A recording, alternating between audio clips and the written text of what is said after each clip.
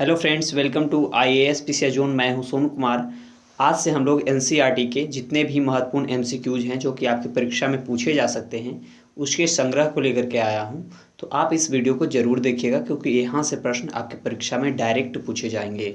क्योंकि आपने पिछले एग्जाम जैसे कि BPSC 68 का देख लिया होगा या उससे पहले आपने बिहार दरोगा के एग्जामिनेशन को देखा होगा। तो अब जो प्रश्न पूछने का प्रवृत्ति है उसमें बहुत ही चेंजेस किया गया है। तो आप इस वीडियो को ज़रूर देखिएगा क्योंकि यहाँ से प्रश्न डायरेक्ट आपके परीक्षा में पूछे जाएंगे। चलिए तो हम लोग शुरू करते हैं। यदि वीडियो पसंद आएगा तो वीडियो को लाइक कीजिएगा, शेयर कीजिएगा और मेरे चैनल को सब्सक्राइब कर दीजिएगा। जो पहला चैप्टर है वह है सौर मंडल में पृथ्वी। तो इसके सौर मंडल में पृथ्वी संबंधी जितने भी प्रश्न हैं वो यहाँ पे हैं। तो चलिए शुरू करते हैं। पहला प्रश्न है, सौर मंडल का निर्माण किससे मिलकर होता है? ऑप्शन दिया गया है ग्रह से, उपग्रह से, सूर्य से या उल्कापिंड से। यहाँ पे कूट दिया गया है। ए में है 1, 2, 3 सही है, बी में है 2, 3, 4 सही है, सी में है 1, 3 और 4 सही है और डी में है उपर्युक्त में से सभी सही हैं। तो इसका सही उत्तर हो जाएगा ऑप्शन डी, उपर्युक्त में से सभी जो हैं यह सत्य हैं। चलिए इसकी हम व्याख्या को देख लेते हैं। तो व्याख्या क्या है कि सूर्य, 8 ग्रह, उपग्रह तथा कुछ अलग खगोलीय पिंड जैसे कि क्षुद्र ग्रह एवं उल्का पिंड मिलकर सौर मंडल का निर्माण करते हैं और हम सौर मंडल का परिवार और उसे हम सौर मंडल का नाम देते हैं जिसका मुखिया सूर्य होता है। अगला प्रश्न है, नीचे दिए गए कथनों पर विचार कीजिए। सूर्य के चारों ओर चक्कर लगाने वाले पत्थरों के छोटे छोटे टुकड़े को उल्का पिंड कहते हैं। दूसरा, खुले आकाश में फैली एक छोर से दूसरे छोर तक चौड़ी सफेद पट्टी जो कि लाखों तारों का समूह है उसे आकाशगंगा कहते हैं। ऊपर दिए गए कथनों में से कौन से कथन जो हैं यह सत्य हैं? कूट में दिया गया है केवल एक सत्य है, केवल 2 सत्य है, 1 और 2 दोनों सत्य हैं, न तो एक सत्य है और न ही 2 सत्य है। तो इसका सही उत्तर हो जाएगा ऑप्शन सी, 1 और 2 जो है दोनों सत्य है। चलिए इसके व्याख्या को देख लेते हैं। तो उपरोक्त दोनों कथन जो हैं वह सत्य हैं। सूर्य के चारों ओर चक्कर लगाने वाले पत्थरों के छोटे छोटे टुकड़े को उल्कापिंड कहते हैं। खुले आकाश में एक छोर से दूसरे छोर तक फैली चौड़ी सफेद पट्टी जो कि एक चमकदार रास्ते की तरह दिखती है, यह लाखों तारों का समूह है। यह पट्टी आकाशगंगा है। हमारा सौर मंडल आकाशगंगा का ही एक भाग है। प्राचीन भारत में इसकी कल्पना आकाश में प्रकाश के एक बहती नदी से की गई थी। इस प्रकार इसका नाम आकाशगंगा पड़ा है। लाखों आकाशगंगाएं मिलकर ब्रह्मांड का निर्माण करते हैं। चलिए अगला प्रश्न देखते हैं। नीचे दिए गए कथन एवं कारण पर विचार कीजिए। कथन है, पृथ्वी से हमें चंद्रमा का केवल एक ही भाग दिखाई देता है। कारण है, चंद्रमा के द्वारा पृथ्वी का एक चक्कर पूरा करने में लगने वाला समय अपने अक्ष पर एक चक्कर पूरा करने में लगने वाले समय से अधिक है। चलिए तो बताइएगा इसके में कथन एवं कारण सही है तथा कारण जो है कथन की सही व्याख्या करता है। ए में दिया गया है, बी में दिया गया है कथन एवं कारण सही है तथा कारण कथन की सही व्याख्या नहीं करता है और सी में दिया गया है कथन सही है और कारण गलत है और डी में दिया गया है कथन गलत है कारण सही है। तो इसका सही उत्तर हो जाएगा वह हो जाएगा ऑप्शन सी, कथन सही है लेकिन कारण गलत है। चलिए इसके व्याख्या को देख लेते हैं। तो कथन सही है और कारण क्या है? गलत है। चंद्रमा पृथ्वी का एक चक्कर लगभग 27 दिनों में पूरा करता है। लगभग इतने ही समय में यह अपने अक्ष पर भी एक चक्कर पूरा करता है। अतः चंद्रमा के द्वारा पृथ्वी का एक चक्कर पूरा करने में लगने वाला समय अपने अक्ष पर एक चक्कर पूरा करने में लगने वाले समय के बराबर ही होता है। इसके परिणाम स्वरूप पृथ्वी से हमें चंद्रमा का केवल एक ही भाग दिखाई देता है।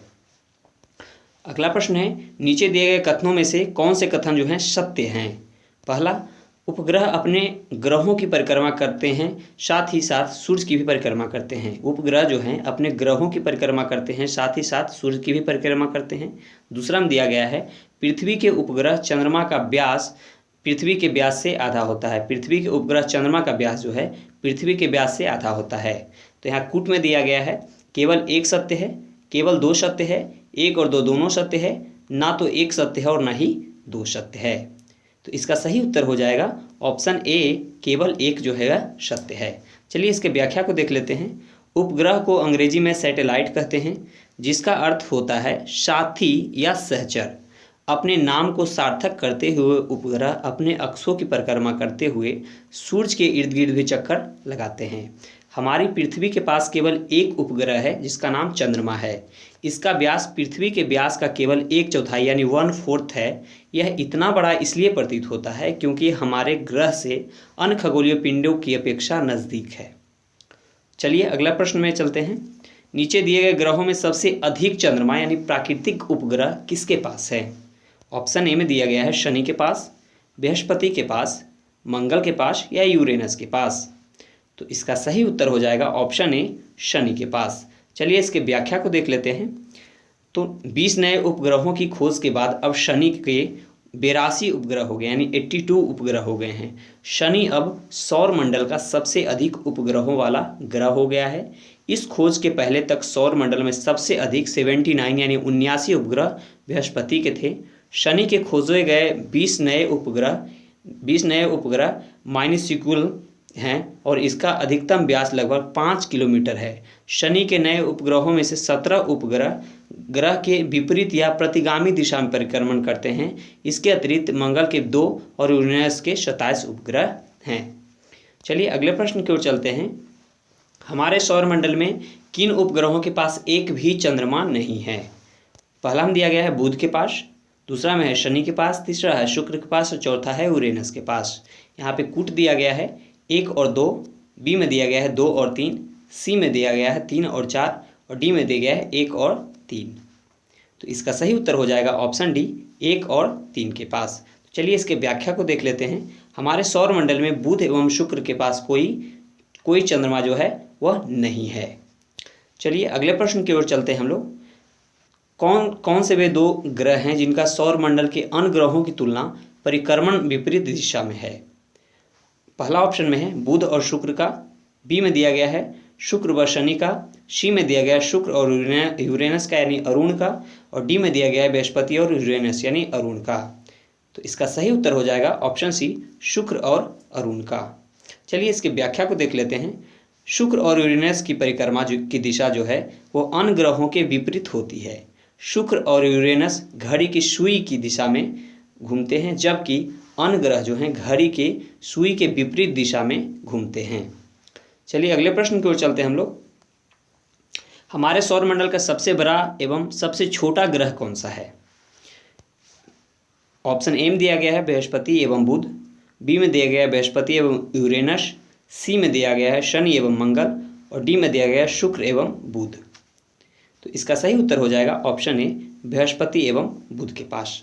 चलिए इसकी व्याख्या को देख लेते हैं। हमारे सौरमंडल में ग्रहों में बृहस्पति सबसे बड़ा तथा बुध जो है वह सबसे छोटा है। अगले प्रश्न की ओर चलते हैं हम लोग। पृथ्वी के सबसे निकटतम ग्रह कौन सा है? ऑप्शन ए बुध ग्रह, ऑप्शन बी शुक्र ग्रह, ऑप्शन सी मंगल ग्रह और ऑप्शन डी चंद्रमा ग्रह।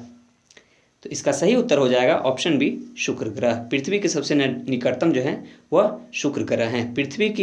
पृथ्वी से शुक्र की दूरी 41.4 मिलियन किलोमीटर है। पृथ्वी से मंगल ग्रह की दूरी जो है वो 78.3 मिलियन किलोमीटर है। तो इसलिए इसका सही उत्तर हो जाएगा ऑप्शन बी। अगला प्रश्न है किस ग्रह की आकृति एवं आकार लगभग पृथ्वी के समान है? ऑप्शन ए बुध का, ऑप्शन बी शुक्र का, ऑप्शन सी मंगल का और ऑप्शन डी शनि का। तो इसका सही उत्तर हो जाएगा ऑप्शन बी शुक्र का। चलिए इसके व्याख्या को देख लेते हैं। शुक्र को पृथ्वी का जुड़वा ग्रह मानते हैं क्योंकि इसका आकार एवं आकृति लगभग पृथ्वी के समान ही हैं। अगला प्रश्न है सौरमंडल के ग्रह जो शुक्र का चक्कर लगाते हैं उनके रास्ते किस आकार में फैले हैं? ऑप्शन ए वृत्ताकार में, ऑप्शन बी दीर्घ वृत्ताकार में, ऑप्शन सी लघु वृत्ताकार में और ऑप्शन डी निश्चित नहीं है। इसका सही उत्तर हो जाएगा ऑप्शन बी दीर्घ वृत्ताकार में फैले हुए हैं। चलिए इसके व्याख्या को देख लेते हैं। सौरमंडल के सभी 8 ग्रह एक निश्चित पथ पर सूर्य का चक्कर लगाते हैं। ये रास्ते दीर्घ वृत्ताकार में फैले हुए हैं, एक कक्षा कहलाते हैं। अगला प्रश्न है नीचे दिए गए कथनों में से कौन से कथन जो हैं सत्य हैं? ऑप्शन पहला में दिया गया है सूर्य का खिंचाव बल सौरमंडल को बांधे रखता है।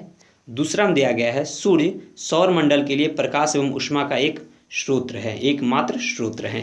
कूट में दिया गया है केवल एक सत्य है, बी में दिया गया है केवल 2 सत्य है, सी में दिया गया है 1 और 2 दोनों सत्य हैं और डी में दिया गया है ना तो 1 सत्य है और ना ही 2 सत्य हैं। तो इसका सही उत्तर हो जाएगा ऑप्शन सी 1 और 2 जो दोनों हैं वह सत्य हैं। चलिए इसके व्याख्या को देख लेते हैं। सूर्य जो है सौरमंडल के केंद्र में स्थित है। यह बहुत बड़ा है एवं अत्यधिक गर्म गैसों से बना है। इसका खिंचाव बल सौर मंडल को बांधे रखता है। सूर्य सौर मंडल के लिए प्रकाश एवं ऊष्मा का एकमात्र स्रोत है। हम सूर्य के अधिक तेज ऊष्मा को महसूस नहीं करते क्योंकि यह पृथ्वी के सबसे नज़दीक तारा होने के बावजूद हमसे लगभग 15 करोड़ किलोमीटर दूर है। कितना दूरी पे है? 15 करोड़ किलोमीटर दूर पे है तथा सूर्य के प्रकाश को पृथ्वी तक पहुंचने में लगभग 8 मिनट का समय लगता है। ऐसे एग्जैक्ट टाइम है 8 मिनट और 20 सेकेंड का, तो आप इसे याद रखेंगे। चलिए अगले प्रश्न की ओर बढ़ते हैं हम लोग। निम्न में से कौन से खगोलीय पिंड हैं? पहला सूर्य, दूसरा चंद्रमा, तीसरा पृथ्वी और चौथा उल्का पिंड। तो यहाँ कूट में दिया गया है 1 और 2 जो हैं सत्य हैं। दूसरा में बी में दिया गया है 2 और 4 सत्य हैं। सी में दिया गया है 3 और 4 सत्य हैं। डी में दिया गया है उपर्युक्त में से सभी जो हैं वह सत्य हैं। तो इसका सही उत्तर हो जाएगा ऑप्शन डी, उपर्युक्त में से सभी जो हैं यह सत्य हैं। चलिए इसके व्याख्या को देख लेते हैं। सूर्य, चंद्रमा तथा पृथ्वी, उल्का पिंड तथा वे सभी वस्तुएं जो रात के समय आसमान में चमकती है उसे क्या कहते हैं? हम खगोलीय पिंड कहते हैं। अगले प्रश्न की ओर बढ़ते हैं हम लोग। नीचे दिए गए कथनों में से कौन से कथन सत्य हैं? अंतरिक्ष से देखने पर पृथ्वी हरे रंग की दिखाई देती है। पृथ्वी का हरा रंग हमें यहाँ के वनों के कारण दिखाई देता है। और इसमें से कौन से सत्य हैं ये पहचान करना है। तो कूट ए में दिया गया है केवल 1 सत्य है। बी में दिया गया केवल 2 सत्य हैं। सी में दिया गया है 1 और 2 दोनों सत्य हैं। डी में दिया गया है ना 1 सत्य है और ना ही 2 सत्य हैं। तो इसका सही उत्तर हो जाएगा ऑप्शन डी, ना ही 1 सत्य है और ना ही 2 सत्य है। चलिए इसके व्याख्या को देख लेते हैं। अंतरिक्ष से देखने पर पृथ्वी नीले रंग का दिखाई देता है, ना कि हरा रंग का दिखाई देता है, क्योंकि पृथ्वी के 2/3 सतह पर पानी से ढका हुआ है। इसी कारण पृथ्वी जो है वह नीला दिखाई देता है। इसी कारण इसको नीला ग्रह कहते हैं, ना कि यह वनों के कारण हरा दिखाई देता है। तो इसलिए इसका सही उत्तर हो जाएगा ऑप्शन डी, ना तो 1 सत्य है ना ही 2 सत्य है। अगले प्रश्न की ओर बढ़ते हैं हम लोग। हमारे सौर मंडल में सूर्य से सबसे दूर कौन सा ग्रह अवस्थित है? ऑप्शन ए यूरेनस यानी अरुण, ऑप्शन बी नेपच्यून यानी वरुण, सी शनि और डी बृहस्पति। तो इसका सही उत्तर हो जाएगा ऑप्शन बी नेपच्यून। नेपच्यून जो है हम सौर मंडल में सूर्य से सबसे दूरी पे स्थित ग्रह है। सबसे नज़दीक ग्रह की बात करें तो वह बुध है, आप इसे याद रखेंगे। चलिए इसके व्याख्या को देख लेते हैं। सूर्य से दूरी के अनुसार ग्रहों की स्थिति है बुध, शुक्र, पृथ्वी, मंगल, बृहस्पति, शनि, यूरेनस और नेपच्यून। वर्ष 2006 में अंतर्राष्ट्रीय खगोलीय संगठन ने अपनी बैठक में यह निर्णय लिया कि प्लूटो तथा अन्य खगोलीय पिंड बौने ग्रह कहे जा सकते हैं जो अभी तक एक ग्रह माने जाते थे।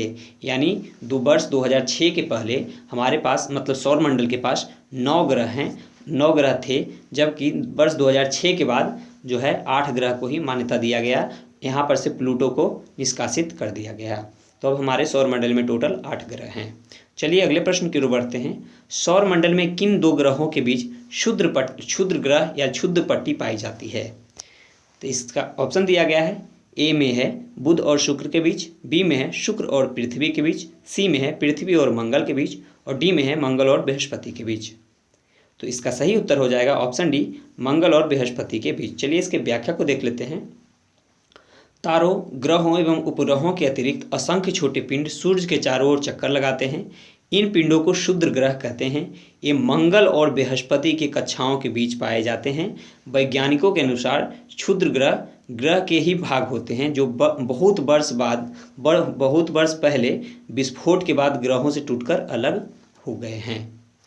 चलिए अगले प्रश्न की ओर बढ़ते हैं हम लोग। नीचे दिए गए कथन एवं कारणों पर विचार कीजिए। कथन, बुध का सूर्य के चारों ओर परिक्रमण काल सौर मंडल के सभी ग्रहों में सबसे कम है। कारण में दिया गया है बुध सूर्य के सबसे नज़दीक ग्रह हैं। कूट में दिया गया है कथन और कारण सही है तथा कारण कथन की सही व्याख्या करता है। बी में दिया गया है कथन और कारण सही है तथा कारण कथन की सही व्याख्या नहीं करता है। सी में दिया गया है कथन सही है और कारण गलत है। डी में दिया गया है कथन गलत है, कारण सही है। तो इसका सही उत्तर क्या हो जाएगा? इसका सही उत्तर हो जाएगा ऑप्शन ए, कथन और कारण सही है तथा कारण जो है कथन की सही व्याख्या करता है। चलिए इसके व्याख्या को देख लेते हैं। जितने समय में कोई ग्रह सूर्य के चक्कर लगाता है उसे ग्रह का परिक्रमण काल कहते हैं। परिक्रमण काल का वर्ग सूर्य से दूरी के घन के समानुपाती होता है, इसलिए सूर्य से अधिक दूरी वाले ग्रहों का परिक्रमण काल अधिक और कम दूरी वाले ग्रहों का परिक्रमण काल कम होता है। बुध ग्रह का परिक्रमण काल सबसे कम यानी 88 दिन है, क्योंकि बुध सौरमंडल में सूर्य के सबसे नज़दीक ग्रह हैं। अगले प्रश्न की ओर बढ़ते हैं हम लोग। नीचे दिए गए ग्रहों में कौन से ग्रह बाह्य ग्रह हैं? तो पहला में दिया गया है बृहस्पति, दूसरा में है नेपच्यून यानी वरुण, तीसरा में दिया गया है शनि, चौथा में दिया गया है यूरेनस यानी अरुण। अब यहाँ कूट दिया गया है, ए में है 1 2 3, बी में है 2 3 4, सी में है 1 3 और 4 और डी में है उपर्युक्त में से सभी। तो इसका सही उत्तर हो जाएगा ऑप्शन डी, उपर्युक्त में से सभी जो हैं यह बाह्य ग्रह हैं। चलिए इसके व्याख्या को देख लेते हैं। बाह्य ग्रह सूर्य से बहुत दूर हैं तथा बहुत छोटे आकार के हैं। ये गैस और तरल पदार्थों के बने हैं। बृहस्पति, शनि, यूरेनस और नेपच्यून ये सब चारों जो हैं वह बाह्य ग्रह हैं, जबकि बुध, शुक्र, पृथ्वी और मंगल ये जो है आंतरिक ग्रह हैं। चलिए अगले प्रश्न की ओर बढ़ते हैं हम लोग। अगला प्रश्न है, नीचे दिए गए ग्रहों में से कौन से आंतरिक ग्रह हैं? यहाँ दिया गया है बुध, शुक्र, मंगल, बृहस्पति। यहाँ कूट में है 1 2 4, 1 2 3, 2 3 4 और उपर्युक्त में से सभी। तो इसका सही उत्तर हो जाएगा ऑप्शन बी, 1 2 3, क्योंकि बुध, शुक्र और मंगल जो हैं यह आंतरिक ग्रह हैं, जबकि बृहस्पति बाह्य ग्रह हैं। चलिए इसके व्याख्या को देख लेते हैं। वे ग्रह जो सूर्य के नज़दीक हैं एवं चट्टानों से बने हैं आंतरिक ग्रह कहलाते हैं। बुध, शुक्र, पृथ्वी, मंगल आंतरिक ग्रह के अंतर्गत आते हैं। अगले प्रश्न की ओर बढ़ते हैं हम लोग। सूर्य से बढ़ती हुई दूरी के आधार पर ग्रहों का सही क्रम चुनिए। ए में दिया गया है बुध, मंगल, शुक्र, पृथ्वी। बी में है शुक्र, मंगल, पृथ्वी, बुध। सी में है बुध, शुक्र, मंगल, पृथ्वी। डी में है बुध, शुक्र, पृथ्वी और मंगल। इसका सही उत्तर हो जाएगा ऑप्शन डी, बुध, शुक्र, पृथ्वी और मंगल। चलिए इसके व्याख्या को देख लेते हैं। सूर्य से दूरी के हिसाब से ग्रहों का सही क्रम है बुध, शुक्र, पृथ्वी, मंगल, बृहस्पति, शनि, यूरेनस और नेपच्यून। अगले प्रश्न की ओर बढ़ते हैं हम लोग। निम्नलिखित कथनों पर विचार कीजिए। पहला में है पृथ्वी एक ग्रह है तथा यह अपना संपूर्ण प्रकाश एवं ऊष्मा सूर्य से प्राप्त करती है। दूसरा में दिया गया है पृथ्वी सूर्य से दूरी के हिसाब से चौथा ग्रह है तथा आकार में तीसरा बड़ा ग्रह है। उपर्युक्त कथनों में से कौन से कथन जो है वह सत्य हैं? कूट में दिया गया है केवल एक सत्य है, बी में दिया गया है केवल 2 सत्य है, सी में दिया गया है 1 और 2 दोनों सत्य हैं, डी में दिया गया है ना तो 1 सत्य है और ना ही 2 सत्य हैं। इसका सही उत्तर हो जाएगा ऑप्शन ए, केवल 1 जो है वह सत्य है।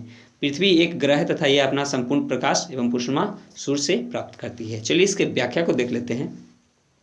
पृथ्वी जिस पर हम रहते हैं एक ग्रह है। यह अपना संपूर्ण प्रकाश एवं ऊष्मा सूर्य से प्राप्त करती है, जो कि पृथ्वी के सबसे नज़दीक का तारा है। पृथ्वी को बहुत अधिक दूरी से देखने पर यह चंद्रमा की तरह चमकती हुई प्रतीत होती है। सूर्य से दूरी के हिसाब से पृथ्वी तीसरा ग्रह है तथा आकार में यह 5वां बड़ा ग्रह है। अगले प्रश्न की ओर बढ़ते हैं हम लोग। अंतरिक्ष से संबंधित अर्सा मेजर या बिग बियर का संबंध किससे है? ऑप्शन ए सौरमंडल से, ऑप्शन बी नक्षत्र मंडल से, ऑप्शन सी क्षुद्र ग्रह समूह से और ऑप्शन डी इनमें से कोई से नहीं। तो इसका सही उत्तर हो जाएगा ऑप्शन बी नक्षत्र मंडल से। चलिए इसके व्याख्या को देख लेते हैं। तो अर्सा मेजर या बिग बियर एक प्रकार के नक्षत्र मंडल हैं।